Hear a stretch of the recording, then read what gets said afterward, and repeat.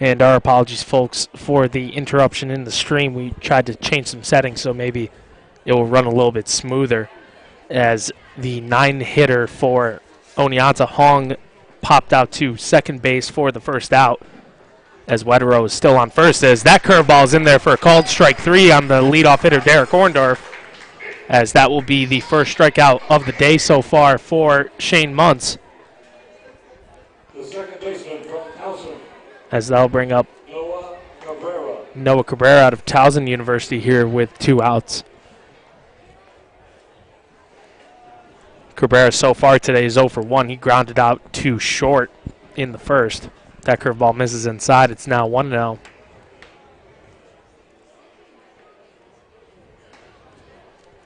Mentioned before, Cabrera came into the game hitting over 300, 304 to be precise, for Oneonta, as that one misses high and in. It's 2-0, and of course for a team that's currently tied for last place with the Glens Falls Dragons, but are behind them in percentage points. They're 13 and 20 on the year.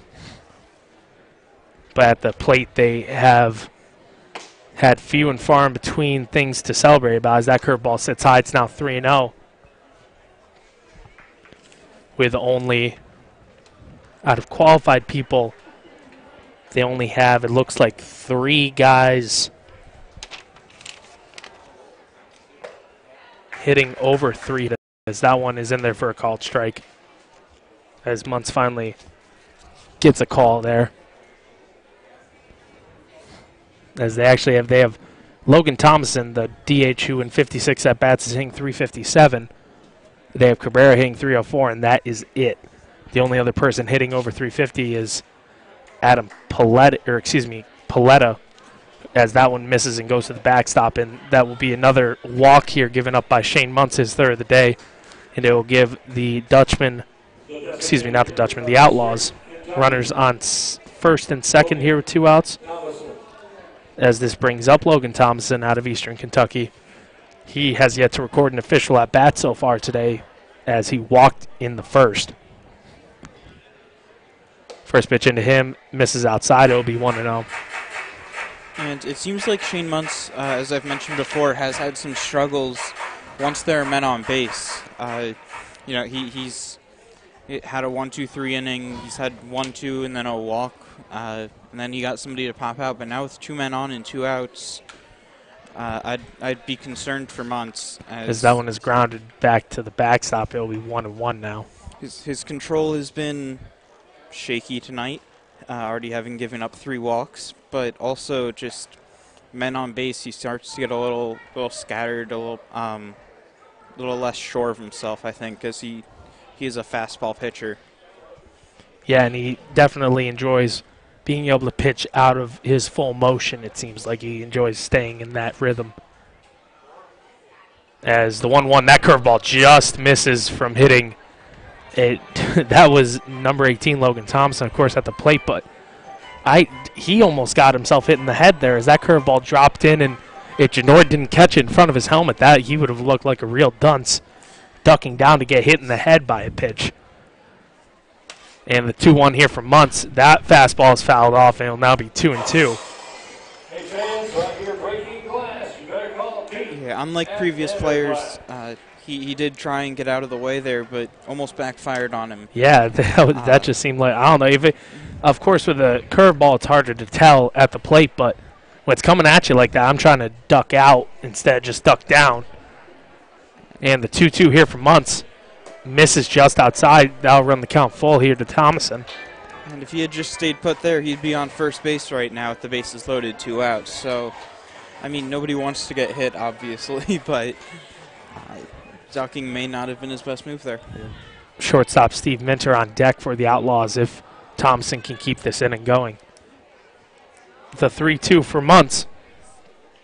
Curveball catches him looking, as that will be Muntz's 2nd strikeout of the day, as we head to the bottom of the 3rd inning here at Shuttleworth Park. In that inning, the Outlaws get 2 runners on but cannot score any runs and also get no hits, as we will head to the bottom of the 3rd with the Mohawks up 3-0 over the Oneonta Outlaws. You are listening to the Amsterdam Mohawks Radio Network here on YouTube Live.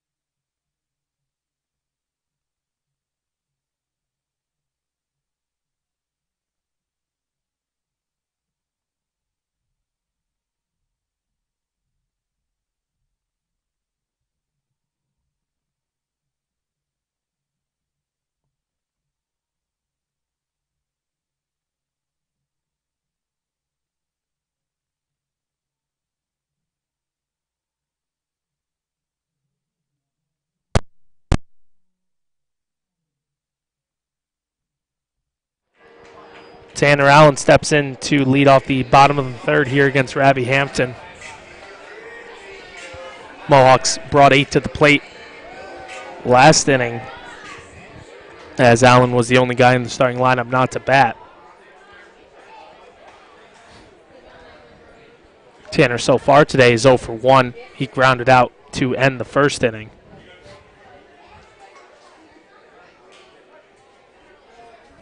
As he now steps in, we had a slight delay. As the first pitch in from Hampton is inside, 1-0. Hey fans, it's time for the Schwartz Law Firm ball toss, but you gotta make some noise. Their staff, they've gotta hear you. The Schwartz Law Firm ball toss. As Hampton sets, deals the 1-0. That one is popped foul behind the grandstand, out of play. Hey fans, right here breaking So it'll be 1-1.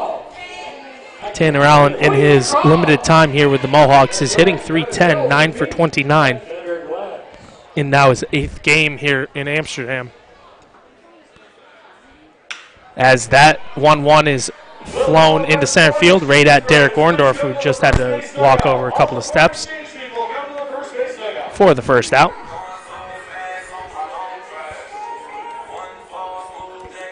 As that'll bring up his Mississippi State teammate, Justin Foscue.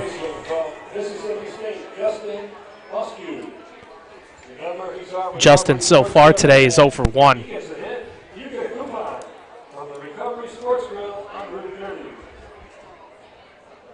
As he grounded out in the second inning. First pitch into him is a strike on the bottom half of the plate. 0-1.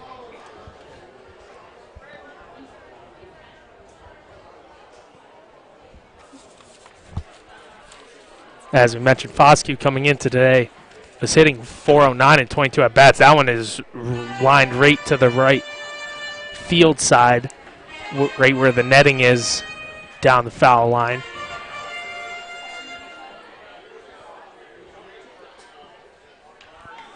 He'll now be 0-2 here to Foscue, as the sun is now starting to set here as it cools down, as that one misses way outside. He'll be 1-2. Definite waste pitch there for Rabbi Hampton, who ran into trouble last inning, but now already 1 out. Will look to put away Foscue with Joe Genord on deck.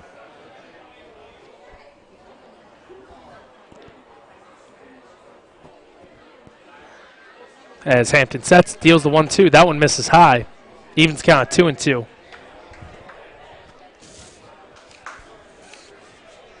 The Mohawks and Outlaws are actually the only PGCBL contest in action tonight. It looked like they were going to have one more that from a rescheduled game, but it got rained out as that one misses high and away. It's now 3-2 here to Foscue, as Hampton would certainly not want to let this at bat get away after being up 1-2.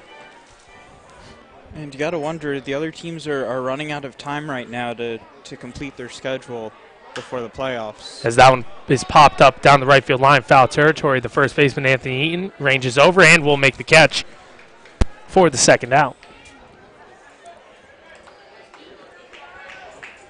As that brings up Joe Genord in his first at-bat of the game. Joe clocked a fastball 400 feet to dead center field that gave the Mohawks a 1-0 lead. They would score 2 more runs in the inning. But that was his now, I believe, 5th home run of the season for the Mohawks. That's second now on the team. Tied for second with Shane Muntz as that one misses outside. It's 1-0. Genord and Muntz are both behind Elvis Peralta Jr. as 6 total. But Genord does have the RBI team lead with 31 now, as he continues to add to the Mohawks' all-time RBI record that he broke earlier last week, as that one is swung and missed by Genord. It's 1-1. And it seems like he exploded even further after he got that monkey off his back, tying and eventually taking the lead in that RBI category. It's almost like it got in his head a little bit. And then once he got it, he's been on fire ever since. Yeah, as Joe, when we sat down with him last week, he had mentioned that at the plate, really, he knows he's not a fast guy that automatically will hit for averages. That one misses high and away. It's 3-1, as he's only hitting .268 this season for the Mohawks, but he knows that he can certainly be the guy that drives guys in. He knows how to get runs in, as that one will be flown high and deep down the right field line, but will hook out of play.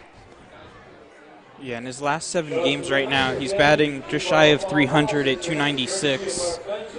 He also has 6 RBIs already, 7 now. Yeah, 7 now with a home run. And then 2 home runs, including tonight's. So he's been on quite a tear lately. As it'll now be 3-2 here to Genord.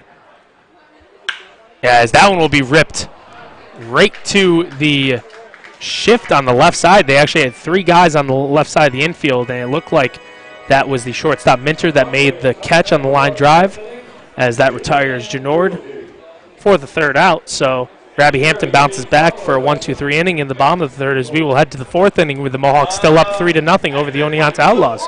You're listening to the Amsterdam Mohawks Radio Network here on YouTube Live.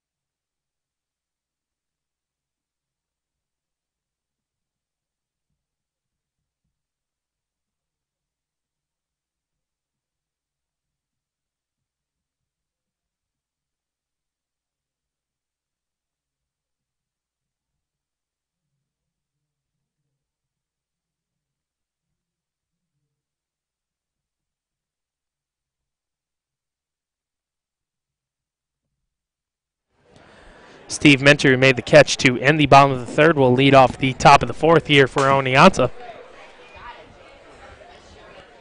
Shane Muntz has cruised through 3 scoreless so far. He allowed 2 base runners last inning, but was able to get 2 strikeouts to end it, as that one is in there for a called strike to Minter 0-1. That one misses high. Evens it at 1-1. Minter so far tonight is 0 for 1. He flew out to left field,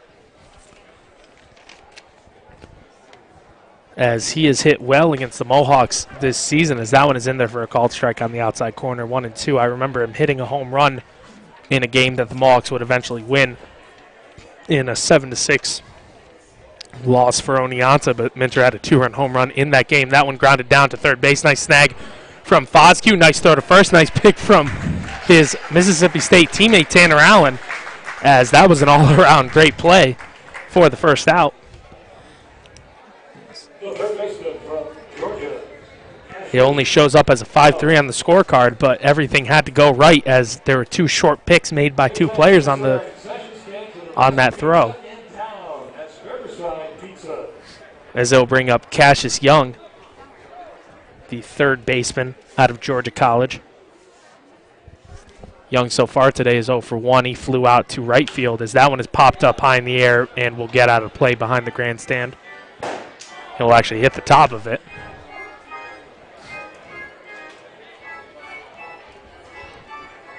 As Muntz, we mentioned last inning, he works better, it seems like, being able to go through his full motion with nobody on base. And, of course, that can be said about a lot of pitchers, as that curveball just misses high. It's 1-1. But he seems to get almost really uncomfortable when he has the players on. I think it's just in his head. He really wants to succeed and not allow any base runners, as that one misses high. It's 2-1, and we've talked about his competitive edge as well as all the other players on the Mohawks this season, and how much it means for them, for even a summer league such as this, to get wins and be able to improve and be able to go back to their team. Let's say when Shane Muntz and Michael Ludwig, and also former 2018 Mohawk Chris Lanzelli, who is currently home with a foot injury, if those guys were all able to say that they won a ring with the PGCBL Mohawks, as that one is conned and missed by Young, as he is down for the second out. That is Muntz's 3rd strikeout on the day. And all of those have actually come in the last 2 innings, so he has been picking up the pace a little bit as the night's gone on. Good to see when he already has 60 pitches. Right, yeah, as he has now slotted himself into a starting position, it seems like, on the mound for the Mohawks, on a team where he's also one of the better hitters.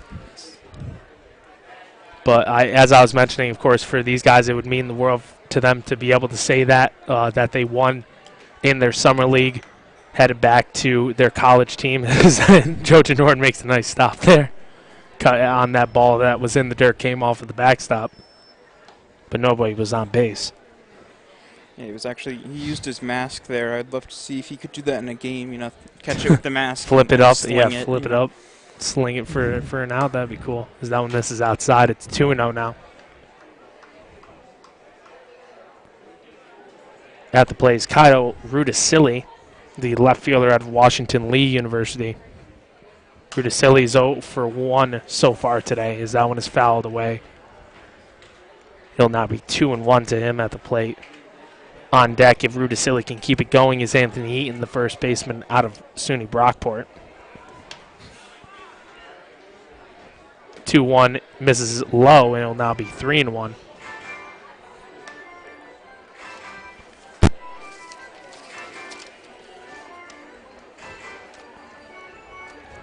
Amsterdam came into today leading the season series against Oneonta 6-1. That's pretty good right there. Yeah, as they look to get their 7th win here against the Outlaws, as that one misses outside, and Rudisili is on with a 2-out walk. And Muntz, of course, frustrated, wanting another 1-2-3 inning here. And that's already his 3rd 2-out walk in 4 innings. So, it's been the only thing that has really plagued him in his starts as of yet for the Mohawks. That's, of course, his 4th walk compared to 3 strikeouts. as Anthony Eaton steps to the plate. Eaton is most first basemen you would say are usually on the larger side. He's a big guy, as that one is slapped down the right field line, foul. But when he steps up to the plate, he goes into a pretty small crouch, almost Pete Rose-like, with him hunched over. And I'm sure it's just to try and shrink his strike zone, kind of make pitchers hit their spots a little bit more, gives them a better chance of getting a pitch to hit. But he comes into today hitting .274 with 11 runs scored to go with 15 RBIs for Oneonta, as that one misses high. It's 1-1 now to Eaton. Yeah, he uses a really small crouch, but he's also quite far inside on the plate. Yeah, as he crowds it. Evidenced by, I know he had at least 2 hit by pitch, I believe, last time he played us here in Amsterdam.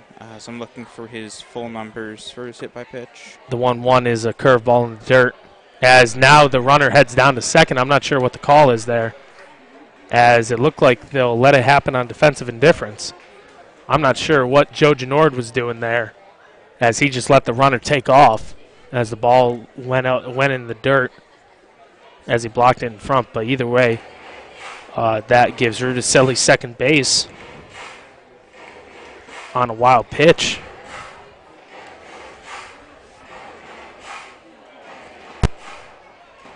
It'll be 2-1 here to Eaton, who is listed at 6'1", 250, so that kind of tells you how big of a guy he is. And the 2-1 now. And that one's ripped right back up the middle. Nice snag by the second baseman. Nitsa sets his feet, throws the first, and that will get Eaton to retire the side. As a nice play from Richie Nitsa will end the inning, as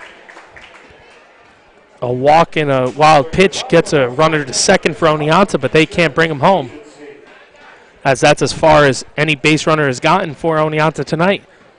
As we will head to the bottom of the 4th inning here at Shuttleworth Park. Amsterdam up 3-0. You are listening to the Amsterdam Mohawks Radio Network here on YouTube Live.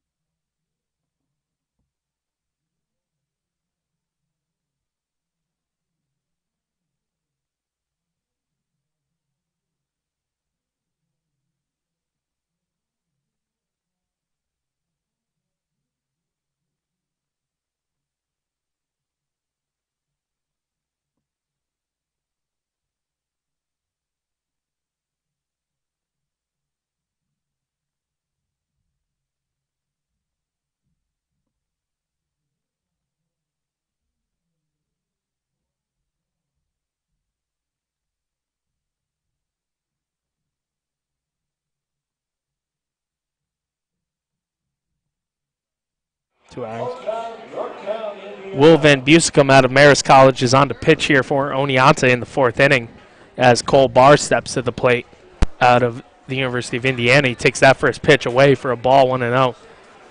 Van Busicum's stats on the year: so far he is making his 11th appearance for the Outlaws as the 1-0 into Cole Barr's ripped to shortstop. Nice snag from Steve Minter. Nice throw on to first. And that will retire Barr for the first out. As the shortstop retires a fellow shortstop. As it brings up Richie Neitz, who clubbed a double in his first at bat. He's 1 for 1. But Will Van Buskem's stats, he's thrown 20 and 1/3 innings, given up 27 hits and 24 runs in those innings, but only 17 have been earned.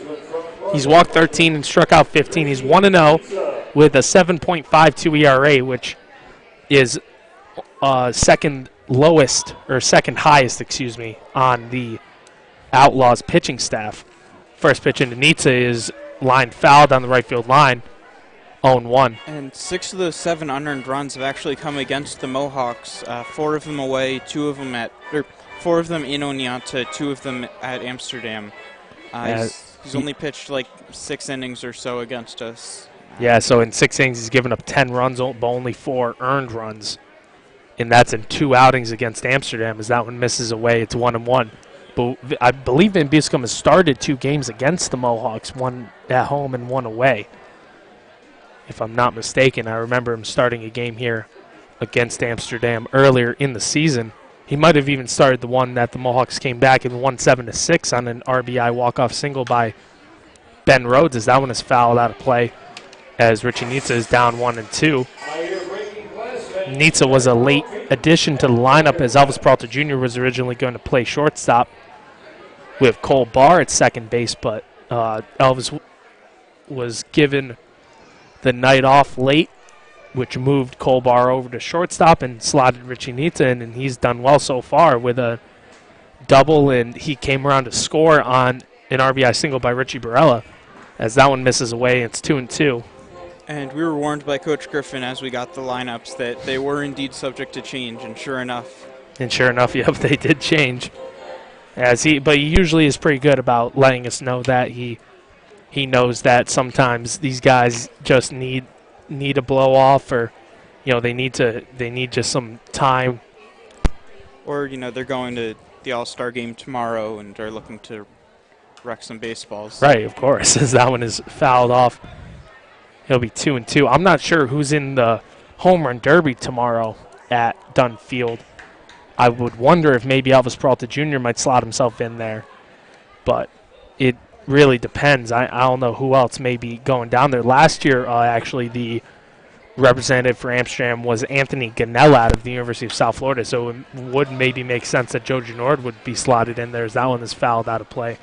And I'll have to ask Joe Genord. I'm not sure who was the 2016 representative for Amsterdam, but it might have been Joe Genord, as he was on the roster at the time.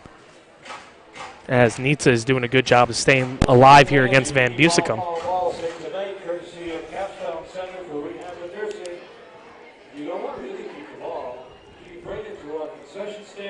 But Ganell ended up making the finals against, I believe, a slugger out of Jamestown that ended up winning it. As 2-2 into Nitsa, that curveball is in there for a called strike 3, as he will be set down with the second out. Just a final line on Hampton here. 3 innings pitched, 3 runs, all of them earned, giving up 5 hits, including a home run, and 1 walk and 1 strikeout to finish out the night, only throwing 44 pitches. As that will increase his ERA, as he came into today with the 6.38 ERA, as that gives him a 9 average ERA in those 3 innings. First pitch into the leadoff here, Mike Antico is inside for a ball, 1-0. Mike so far today is 0 for 1, but he was hit by a pitch in the second inning and ended up coming around to score. The 1-0 here to Mike is fouled right off into the netting here behind home plate. It'll be 1-1. Antico comes into tonight hitting .277, 28 for 101 with 19 runs scored, 5 extra base hits, and 10 RBIs, as he's been a quality player atop that Mohawks lineup. And when his legs have been feeling good, he's been almost an automatic hit with drag bunts. He's been doing really well with those. I think he has probably at least 6 to 8 hits like that this season out of his full 28 as that ball was fouled off. It'll now be 1-2 here to Antico. And that's including one last night where he was a catalyst loading the bases up with that drag bunt single in the top of the ninth against Socrates. And he ended up scoring the tying run, I believe, and then the winning run was scored behind him on a 2 RBI single by Michael Ludwig. As that one is ripped into left field, that one will clear the wall as Mike Antico has his now second home run as a Mohawk. And that'll give Amsterdam a 4-0 lead. As Antico clears the Jankowski insurance markers.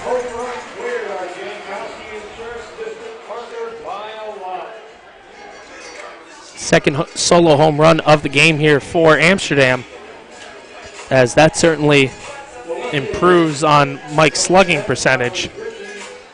As before the game, he was talking about how he had some scoring issues both home and away at first when he first got to the Mohawks, and everything's finally updated on his line as that one is in there for a called strike. 0-1 here to Richie Barella, who is 1 for 2 with an RBI so far today. He had an RBI single in the second.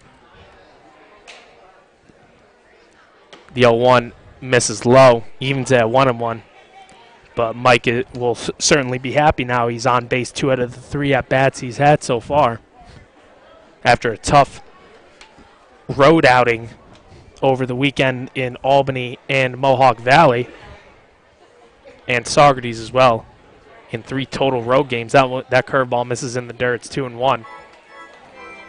But that was a great piece of hitting from Antico. Fastball away, takes it the other way as a left-handed hitter, and deposits it over the ad monster in left field. 2-1 here from Van Bussicum is ripped right to the second baseman, Cabrera, who has to only hop up a little bit to snag it, and that will end the inning. But not before the Mohawks take a 4-0 lead now on a solo home run from Mike Antico. 1 run on 1 hit. No one left on, no errors in the inning as we will head to the 5th here at Shuttleworth Park. Amsterdam 4, Oneonta nothing. You are listening to the Amsterdam Mohawks Radio Network here on YouTube Live.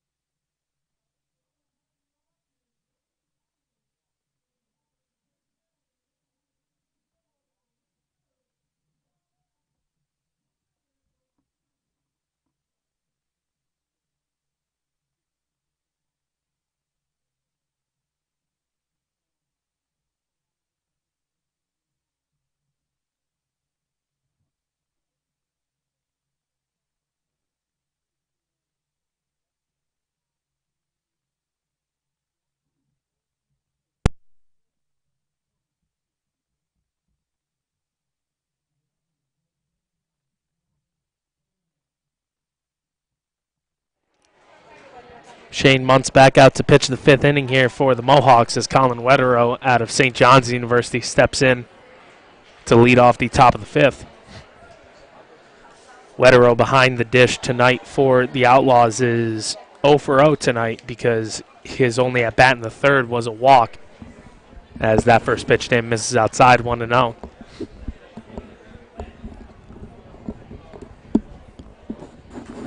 And the 1-0 misses. Oh, actually, that was called a strike inside as Wetterow was crowding the plate there. So I guess the umpire said that caught enough of home plate to be a strike. That one grounded down to first baseline, snagged from Tanner Allen. He'll take it himself for the first out. And Allen and Foscue have both calmed down defensively since their first couple games here, making a few defensive miscues, especially their first game here. Yeah, Allen was in left field Yep. and ended up losing a ball. But, of course, he usually is playing the infield for Amsterdam now as he slots in at first base today. Richie Barella in left field. As that one is in the dirt, it'll be 1-0. As I think Coach Keith Griffin has determined that he'd rather have Allen in the infield and Richie in the outfield. Not because Richie isn't a good first baseman, because he's been done very well both at first and third base here for the Mohawks, as that one is in there for a called strike 1-1, but also because Tanner Allen and Justin Foscue have played together on the corner infield spots. So if you're able to slot them in there, Richie Barella can probably play a better outfield, as that one misses in the dirt. It's 2-1 now to the 9-hitter here, Hingjae Hong, excuse me. As that 2-1 misses high, it's now 3-1 to the Seoul, South Korea native, who is attending Arizona Western College. But as I was mentioning, I think Barella plays a better outfield than both Allen and Foscue, so I think that's why he's out there. That 3-1 grounded down to third base. Foscue waits back on it. Throw to first, gets Hong for the second out. And that's only the second 5-3 put out, Mississippi State to Mississippi State, Allen to Foscue. Foscue to Allen. Yeah, Foscue to Allen there. But you can see that there's some sort of chemistry there. It's sitting on it and throwing it across the diamond. That they just seem to know what the other's doing. Yeah, as of course, the chemistry on the infield probably matters a little bit more in the middle infield, of course, with double plays and stuff like that, second base, but it's always great to know what the other guys in the infield are thinking, as that one was caught and missed by Derek Orndorff out of Penn State, the leadoff hitter And up for Oneonta. He's 0 for 2 so far today. Orndorff looked like he was pretty mad at himself for swinging at the high cheese right there. Took a step out of the box and to recollect himself. As that one is fouled right back to the screen, it'll be 0-2 now to Orndorff. Orndorff in his last at-bat was called out looking. So we'll try to prevent that here with an 0-2 count and 2 outs here for Muntz, who is dealing today. That curveball misses just inside. It'll be 1-2 now to Orndorff. That was a nice pitch there from Muntz. It looked like it might just catch the inside corner, but he missed just enough for it to be a bit of a tantalizing pitch. As that one, Muntz wanted that call. He was already headed back to the dugout, but now it'll be 2-2.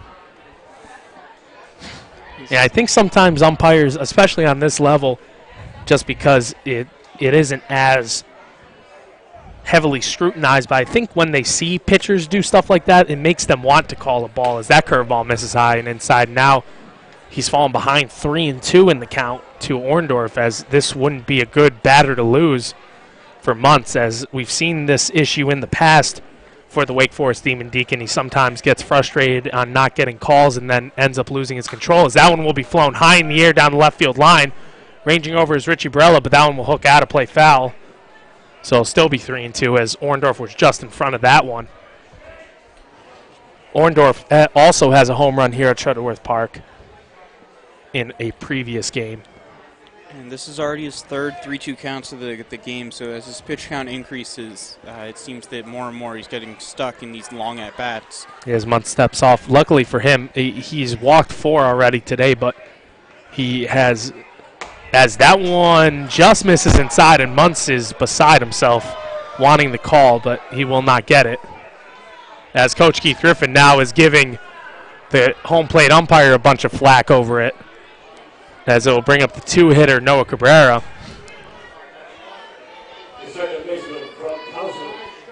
And now will be Cabrera at the plate with Orndorff on first and 2 out. Top of the 5th here at Shuttleworth Park. Mohawks up 4-0. First pitch into Cabrera. Curveball misses inside, 1-0.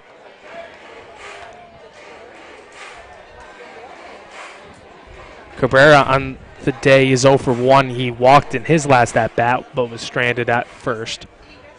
The 1-0 is popped high in the air into left center field. It looks like Richie Borello will be coming on to call it, and he will make the catch to retire the side. So Shane Muntz gives up a walk with 2 outs, but is able to get the next batter, and will head to the bottom of the 5th with a 4-0 lead intact. We will head to the, once again, the bottom of the 5th here at Shuttleworth Park. Amsterdam up 4-0. You are listening to the Amsterdam Mohawks Radio Network here on YouTube Live.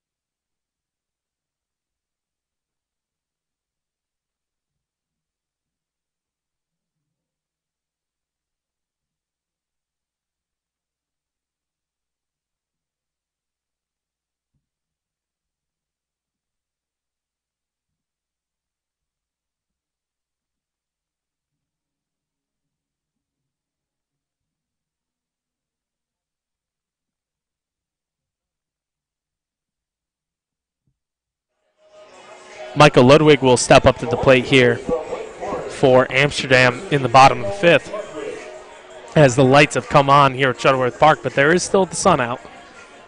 However, it is setting beyond the park behind on the east side of Shuttleworth. First pitch to Ludwig is fouled down the left field line, 0-1.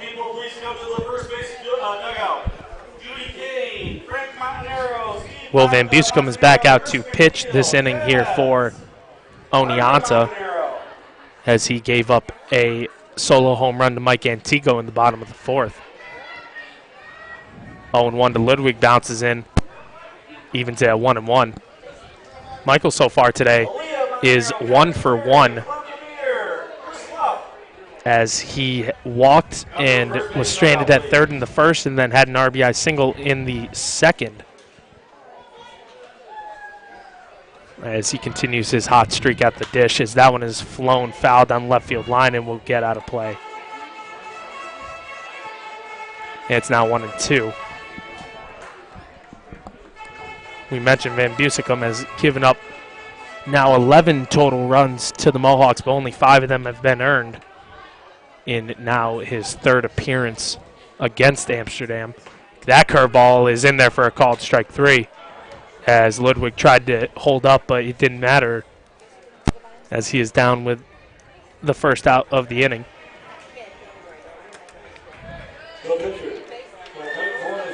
As that brings up Shane Muntz, who has been pitching a stellar game so far for the Mohawks and also has an extra base hit at the plate. He's 1 for 2 with a double in the first inning. First pitch into him is a strike on the outside corner, 0-1. We've talked about the Wake Forest Demon Deacons now in the middle of the lineup tonight, hitting really well as of late, but I've never seen in my short time with the Mohawks as that one is kind of missed. He'll be 0-2, but a guy like Shane Muntz step it up at the plate like this. He's now 23 for 68 at the dish, which is over, I believe that's a 340 clip.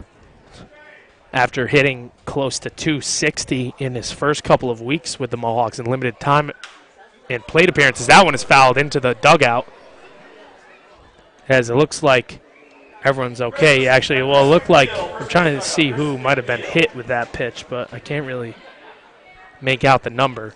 Yeah, he's wearing a sweatshirt right now, rocking some Mohawks gear. But it looks like whoever did maybe get caught with it is okay. The 0-2 here to Muntz. That pitch misses outside, and it'll be 1-2. Interestingly, pitcher on pitcher here, even though Shane Muntz is technically DHing as well. Pitcher Van Buysken did not get the call he was looking for there, similar to Muntz the inning before. So Yeah, I think Shane Muntz might have taken the bat to the umpire if that call was made.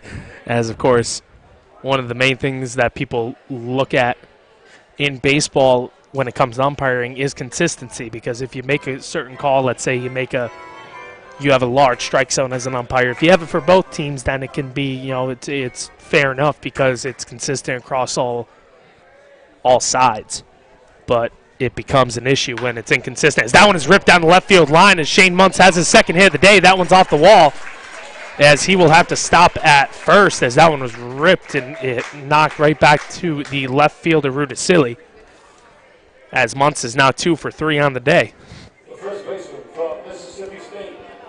They'll bring up Tanner Allen out of Mississippi State. Allen so far playing first base tonight is 0 for 2. That now makes him on the season, if I can find his numbers, came in hitting 9 for 29. He's now 9 for 31 with 2 runs scored, 2 doubles, a home run, and 4 RBIs. And he quickly makes that 9 for 32. Yeah, as he quickly flies out. So it'll now be his Mississippi State teammate, Justin Foscue, up to the plate. Foscue so far today is 0 for 2 as well, as we have a check of the runner Muntz at first, as he slid back in, but that was a little weird of a slide, it looked like, but it seems like he's okay.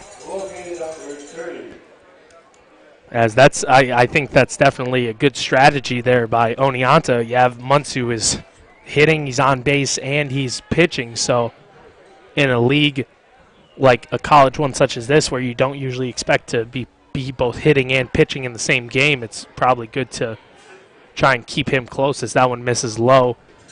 It'll be 1-0, and that's even though Muntz really doesn't have a whole lot of speed on the bases. He's not really a threat to steal, but making him try to get back in there is just having him burn energy, as you haven't been able to do anything against him on the mound. The 1-0 into Foscue catches the inside corner. It'll be 1-1. And I think that's exactly it, that he's not a big lead taker, but he is taking a healthier lead than normal, and they are keeping him on at first. As Van Buyskum steps off.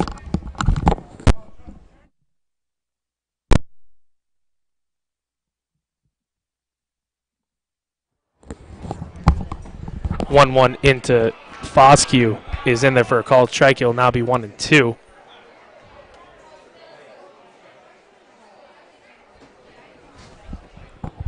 As we've lost pretty much all sunlight on the field. Bottom of the 5th here, 2 outs, 1-2 count to Foscue. The Mohawks up 4-0. He grounds that curveball down the line foul, as Young would try to make a play on it there, but does not need to, as we'll do it again.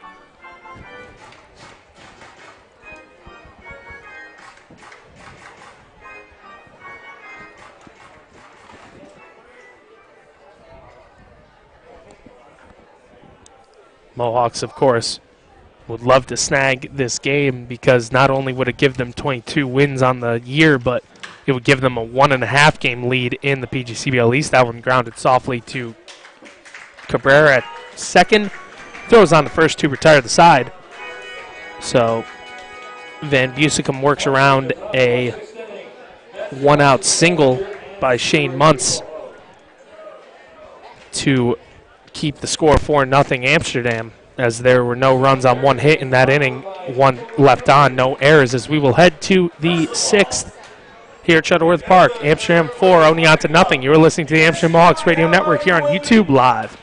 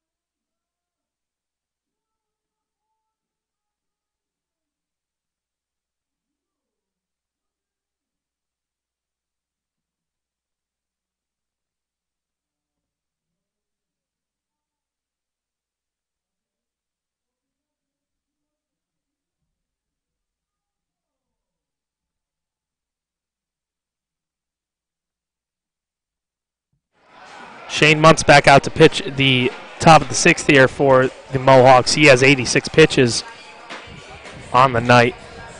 Cool thing to see here at Shuttleworth Park tonight. Jake Hammond, who took a pitch to the head in a game at Albany on Saturday, in which he had to be lifted to Albany Med, transported there by Albany EMS.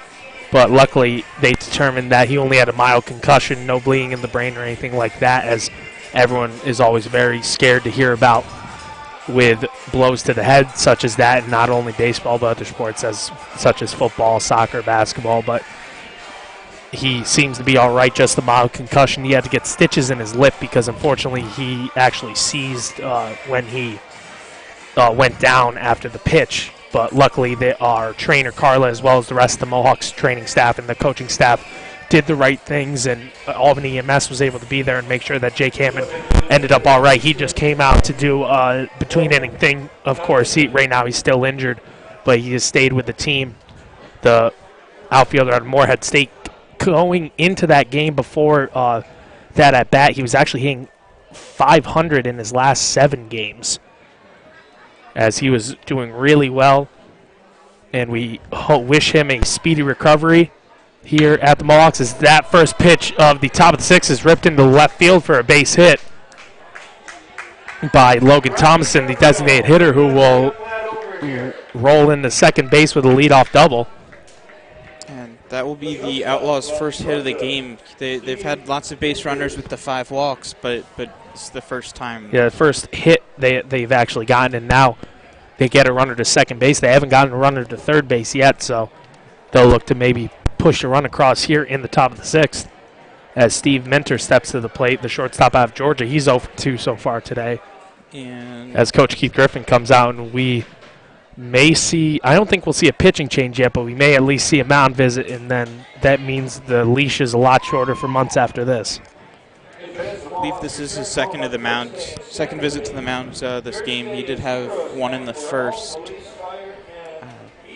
but it looks like the right-hander in the bullpen is still stretching out, so has some time.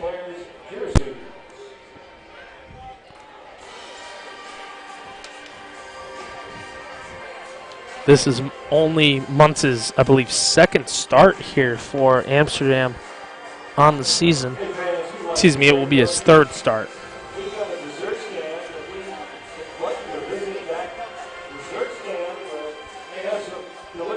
But this has certainly been his best one so far, as he's thrown 5 scoreless innings and is now in the 6th. There's now a runner on second with nobody out, but he still has a chance to bounce back here as Steve Minter steps to the plate.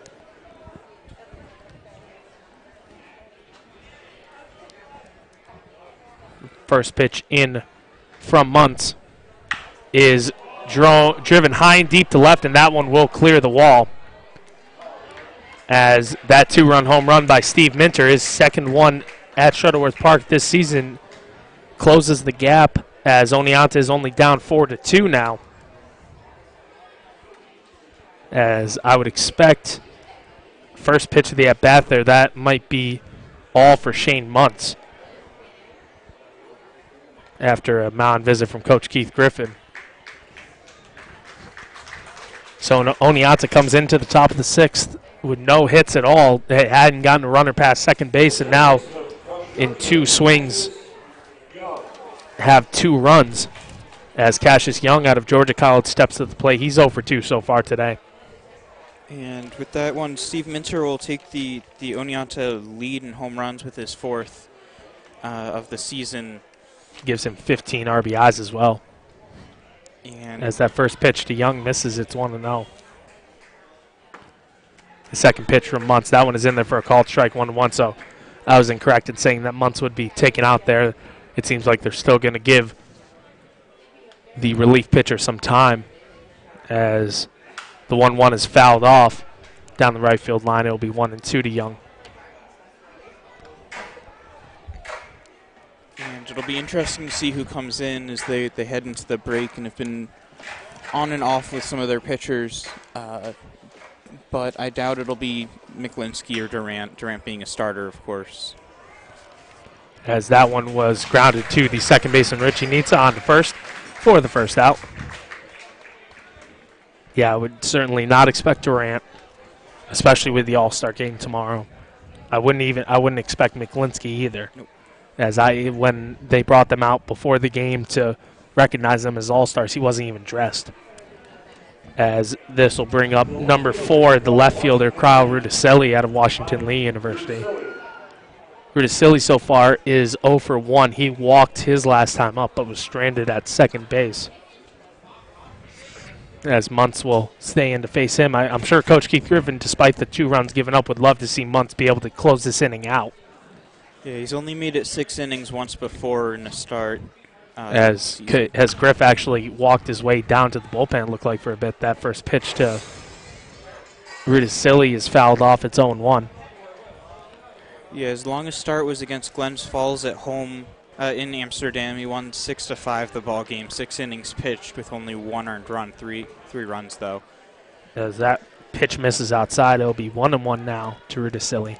So once again, towards the end of his outing, he's letting up a run or 2, and it's hurting his ERA, but it's still keeping the lead and the Mohawks in front right now. The 1-1 misses outside. It's 2-1 now. Yeah, as despite giving up that 2-run home run, the Mohawks still have a 2-run lead. He is still in line for the win, as that one is caught and missed by Rudicelli, evens at 2-2. And, of course, Shane Muntz. Actually, I'm not sure. If Shane Muntz gets taken out as pitcher, I'm not sure if he can continue to DH, and I think he can since he started the game there. And the 2-2, that one's ripped down to first base, but Tanner Allen snags it for the second out.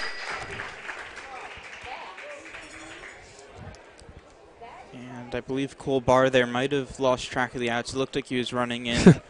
Yes, he thought they were out of it, but now Anthony Eaton will step to the plate, the 6-hitter out of Brockport University. Excuse me, the 7-hitter. Eaton so far today is 0 for 2. Lined out to first base and grounded out to second.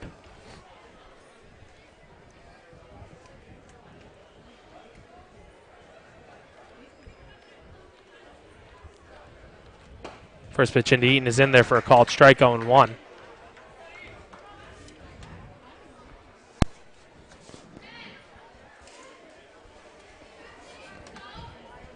As Muntz sets, deals the 0-1. That curveball looked like it might have gotten its way in there, but Eaton did a weird fallback thing and was able to get the call for a ball. It's 1-1.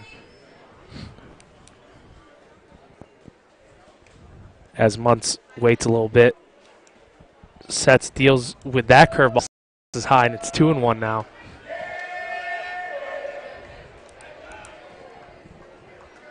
On deck, if Eaton can keep the inning going, is Colin Wetterow, the catcher out of St. John's.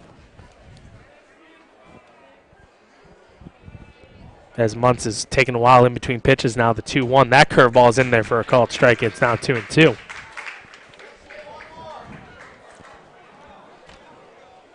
Also, we haven't talked about it yet. MLB All-Star game tonight. Who do you think is going to win, Justin? You know, the AL's been on quite a tear the past couple of years. As that 2-2 curveball is in there for a called strike 3. As Eaton is set down as Shane Muntz has 6 innings pitched of 2-run ball here, as that is his 4th strikeout of the day. But go on with what you're saying about the MLB All-Star game. You know, I think we're just going to have to hang on a little bit of a teaser there as we head to the break. Yeah, as we will pick up our conversation as we will head to the bottom of the 6th here at Shuttleworth Park. Amsterdam up 4-2 in that inning. The 2-run home run by Steve Minter is the only run scored, as 2 runs come home on 2 hits. There was nobody left on and no errors in the inning. We will head to the bottom of the 6th here at Shuttleworth Park. You are listening to the Amsterdam Mohawks Radio Network here on YouTube Live.